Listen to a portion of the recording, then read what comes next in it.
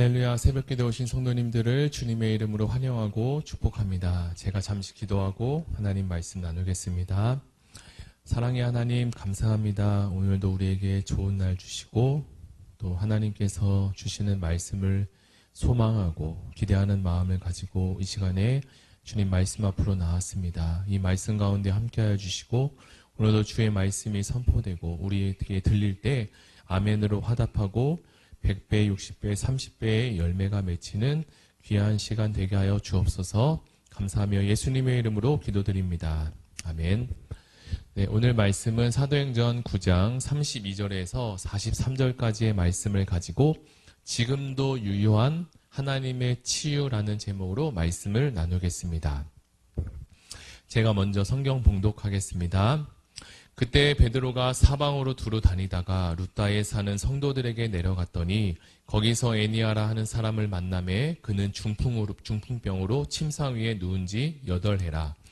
베드로가 이르되 에니아야 예수 그리스도께서 너를 낫게 하시니 일어나 내 자리를 정돈하라 한데 곧 일어나서 루다와 사론에 사는 사람들이 다 그를 보고 주께로 돌아오니라. 요바에 다비다라 하는 여제자가 있으니 그 이름을 번역하면 도르가라. 선행과 구제하는 일이 심히 많더니 그때 병들어 죽음에 시체를 씻어 다락에 누이니라. 루다가 요바에서 가까운지라 제자들이 베드로가 거기 있음을 듣고 두 사람을 보내어 지체 말고 와 달라고 간청하여 베드로가 일어나 그들과 함께 가서 이르매 그들이 데리고 다락방에 올라가니 모든 가부가 베드로 곁에 서서 울며 도르가가 그들과 함께 있을 때에 지은 속옷과 겉옷을 다 내보이거늘 베드로가 사람을 다 보내어 무릎을 꿇고 기도하고 돌이켜 시체를 향하여 이르되 다비다야 일어나라 하니 그가 눈을 떠 베드로를 보고 일어나 앉는지라. 베드로가 손을 내밀어 일으키고 성도들과 가부들을 불러들여 그가 살아난 것을 보이니 온 요파 사람이 알고 많은 사람이 주를 믿더라. 베드로가 요파에 일어나 있어 시몬이라 하는 무두장이의 집에 머무르니라. 아멘. 네, 한국교회사에 보면 최건능 목사님이라고 하는 원래 이름은 최봉석 목사님이 계셨습니다. 우리가 알기로는 예수천당 불신지옥을 날마다 외치셨던 분위기로 유명한데요. 어느 날 다른 동네에 가서 복음을 전하시다가 어느 송아지 주인이 와서 죽은 내 송아지를 살려만 주면 내가 예수 신을 믿겠다 하여 이 죽은 송아지를 붙들고 기도한 이야기가 떠올랐습니다. 최건능 목사님은 워낙 권능가 그리고 기적이 많이 따랐던 분이라 원래 이름이 최봉석이라는 이름 대신 최건능 목사님으로 우리에게 잘 알려져 있습니다. 최 목사님은 이 죽은 송아지를 붙들고 며칠 동안이나 밤을 지새우면서 기도하고 또 기도했습니다.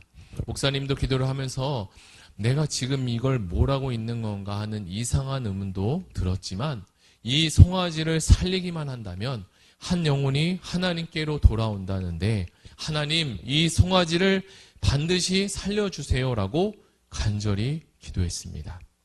결국 하나님은 이 최건능 목사님의 기도를 들으시고 송아지 주인뿐만 아니라 그 송아지가 살아난 그 사건으로 통하여 온 동네가 예수 복음이 전해지는 놀라운 일이 나타나게 하셨습니다. 오늘 우리가 읽은 이 사도행전 9장의 말씀은 이와 비슷한 이야기가 초대교회에 있었던 이야기로 시작을 합니다. 사도행전 9장은 이제 바울이 고향 다소로 장소를 옮긴 후에 베드로가 다시 중심 인물로 등장하게 되는데요. 베드로는 예수님의 수제자로서 12제자의 대표와 같은 자리매김을 이제 하게 됩니다. 그리고 사도행전은 베드로 사도의 행보를 통해서 복음의 진보에 결정적인 역할을 하는 상징적인 인물로 이제 비춰지고 있습니다. 그는 오순절 성령 세례 사건의 중심이었기도 했고요.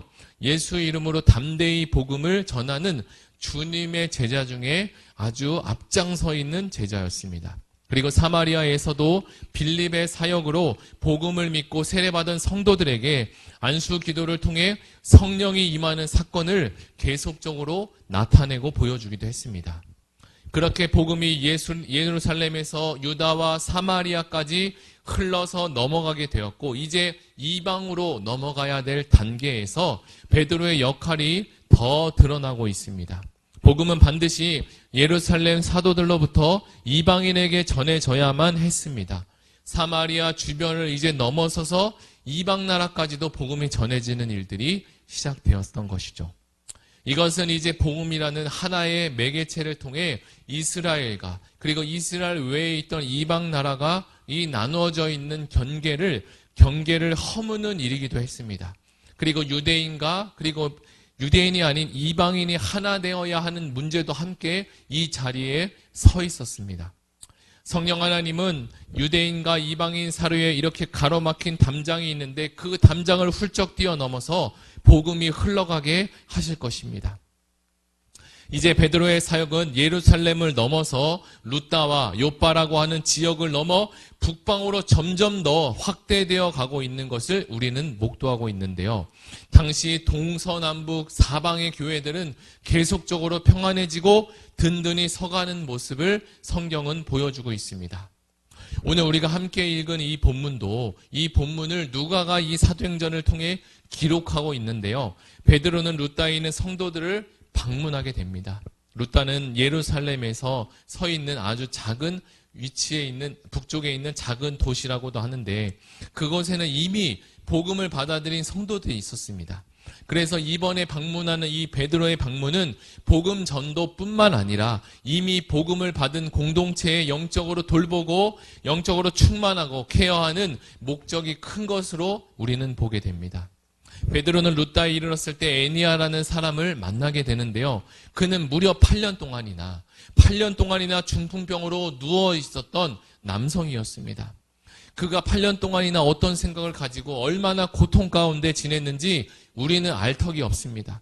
그러나 살아계신 하나님은 그의 8년이라는 시간을 재워두고 베드로를 통해 그를 일으켜 세우십니다.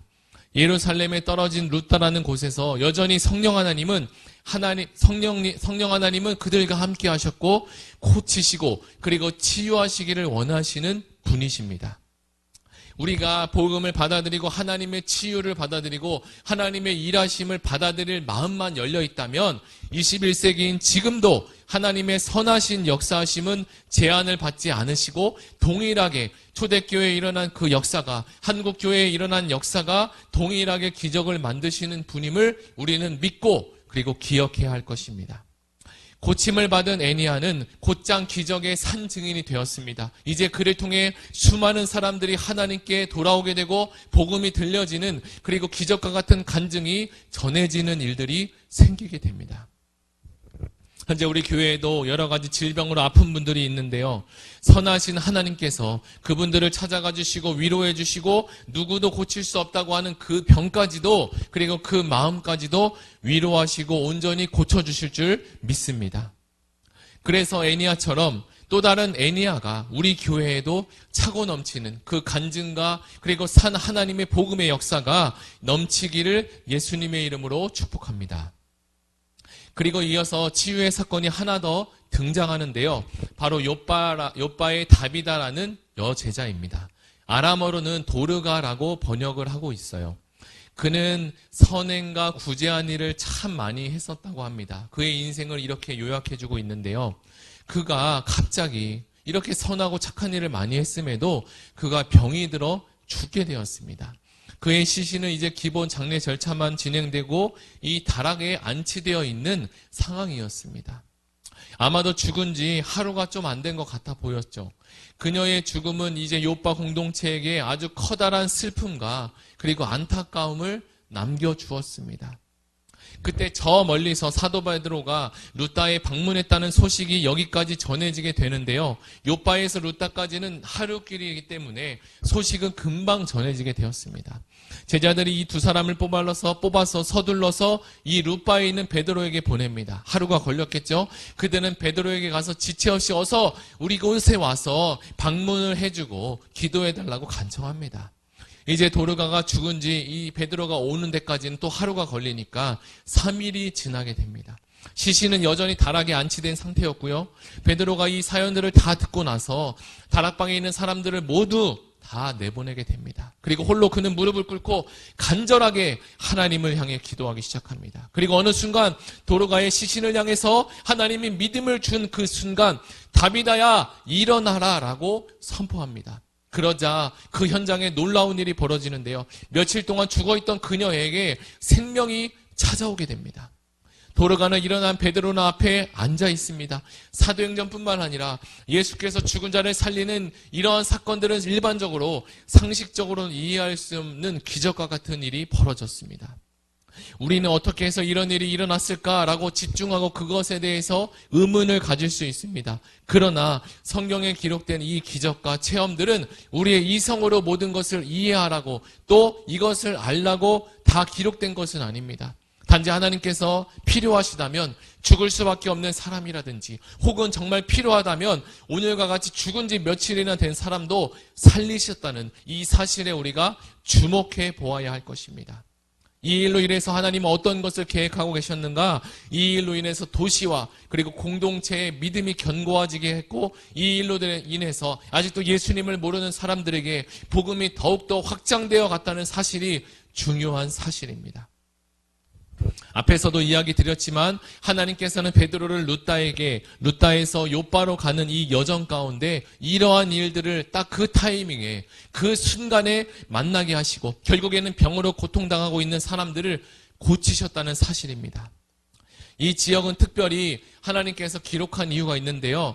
유대인과 이방인이 공존해서 사는 지역이라고 합니다. 특히 요바의 경우는 유대인보다 오히려 이방 사람들의 비율이 훨씬 높았다고 합니다. 이미 베드로의 사역은 유대인을 넘어서 이 담장을 넘어서 이방인에게 흘러갔습니다. 하나님은 예수님의 제자인 베드로를 통해서 예수님께서 하신 일을 그대로 재현해주고 있는 현장입니다. 그리고 주님이 말씀하신 대로 너희들이 나보다 더 큰 일을 할 거라고 말씀하신 그 현장이 이제 이루어지게 됩니다. 그 믿음의 현장이 사도행전에 기록된 초대교회로 국한된 것이 아니라 지금 한국교회에서도 동일하게 일어날 수 있다는 사실을 우리는 믿음으로 받아들이고 우리 믿음으로 환우들을 위해서 아픈 분들을 위해서 기도해야 할 것입니다. 오늘 우리는 이 사도행전 9장의 말씀을 함께 묵상했는데요. 이 말씀을 부여잡고 우리가 함께 힘을 모아 그리고 믿음으로 기도하기를 원합니다. 특별히 내 주변에 그리고 가족 중에 그리고 우리 교회 지체 중에 아픈 환우들을 위해서 함께 기도하기를 원합니다. 김영신 집사님, 김종남 권사님, 금보영 권사님 그분들을 떠올리면서 그리고 또 주변에 아픈 분들을 떠올리면서 그분들의 이름을 불러가면서 함께 기도하기를 원합니다. 오늘 말씀을 붙잡고 우리 아픈 환우들을 위해서 우리 다 같이 하나님께 기도하시겠습니다.